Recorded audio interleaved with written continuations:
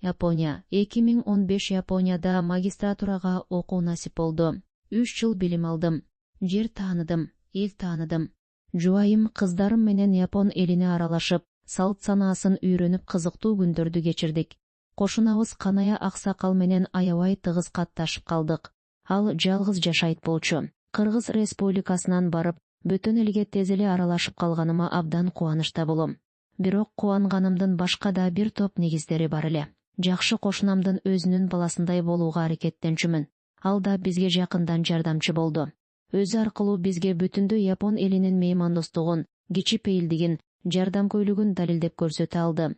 Мен окууга кеткенде доктурга барыш керек болобу, же кандайдыр бир зарыл жумуштар чыгабы, Айтор үй бүлөм үчүн чын көңүлүнөн жардамчы болуп, жылуу маанай тартуулап жүрдү.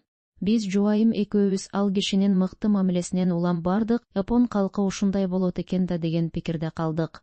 Япониядагы кезимдин акыркы жылы атам менен апамды чакырып, бул өлкөнүн мен көргөн кызыктарын көрсөтүүнү туура көрдүм. Пландарымды кошунам Каная Аксакал менен бөлүштүм. Экөөбүз чогуу кайсыл жактарды кыдыртууну пландаштырдык.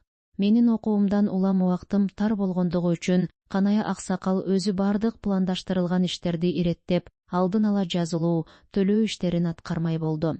Атам апама кызыктуу, унутулгус болсун деп бир шаардан экинчи шаарга деңиз аркылуу барууну пландаштырдык. Кеменин люкс бөлмөсүн өзүбүзгө гана алып, алдын ала төлөмүн 1 ай мурда төлөп койдук. Атам, апам Японияга келди. Каная Аксакал менен тааныштырдым. Ардактуу кошунабыздын коштоосунда калааны кыдырууну баштадык. Чындыгында Япония ата-энеме аябай жакты. Бирок дагы кызыгы алдыда эле кемеге чыгуу. Аларга аябай жагат. Болгондо да кең, люкс кабинасында үй бүлөбүз менен гана 2 саат бирге коорашып сүйүнүчүбүздү. Таң калууларыбызды бөлүшөбүз. А мен ата-энемдин кубанычын байкатпай карап бактылуу боломун. Тилекке каршы ошол күнү биз саякатка чыга турган кеме бузулуп калыптыр. Фирманын кемедеги люкс бөлмө мурдатан ээленгендиги үчүн бизге дал ошондой шарт сунууга мүмкүн болбой калгандыгын айтышты. Бирок ошентсе да кеңирээк болсун үчүн жөнөкөй бөлмөдөн экөөнү бизге бөлүшкөндүгүн билдиришти. Ал жакка фирма өздөрүнүн машиналары баршаарын менен акысыз алып түшүндүрүштү. Фирманын унаасы менен жолго чыктык. Жолдо мен өзүмчө сүйлөнүп, жинденип кайгырып алдым. Бирок мага жанаша отурган Каная Аксакалдын көздөрүнө жаш тегеренип, колу менен жаштарын билдирбей аарчыганы жубайым байкап калып, мени акырын колу менен түртүп тынчтантты. Ыңгайсыз абалда калдым. Өзүм байкабаган абалда Аксакалга катуу тийип алдым окшойт деп, дароо сөздү башка темага буруп маанайды жакшы жакка өзгөртүп кеттим. Кийин ыңгайын таап кечирим сурап, ошондо катуу тийип алгандыгымды айттым. Каная Аксакал башын ийкеп, бир саамга ойго чөгүп, токтоо мүнөз менен мага карап, мындай деп жооп берди. Сиз кандай ойлойсуз, Каная Аксакал эмне деши мүмкүн?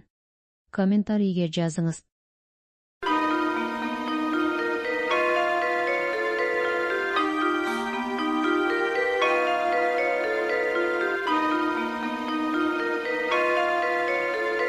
Керисинче, мен сенден кечирим сурайм.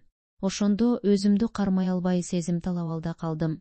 Чындыгында экөөбүз 3 жылдан бери кошуна жашайбыз. Силер аркылуу кыргыз улутунун кичипейилдигин, меймандостугун, адамгерчилигин, үй бүлөдөгү жубайлардын ынтымагын, бирин-бири сыйлоосун, үй бүлөнүн жөнөкөйлүгүн, улуттун баалуулуктарын байкап, көз салып ыраазы болуп сүйүнүп жүргөм. Бирок силердин ата-энеге болгон урматыңарды, аларды сыйлоо маданиятыңарды, алардын орду силерде материалдык кызыкчылыктан бир кыйла жогору тураарына күбө болуп, мен таң калдым. Ошондо сезимдерим козголуп, көздөн жаш чыкпасына айла жок эле. Ата-энени кантип сыйлоо, барктоо, баалоо керек экендигин мен силерден үйрөндүм. Окуя таасир табылга китебинен алынды.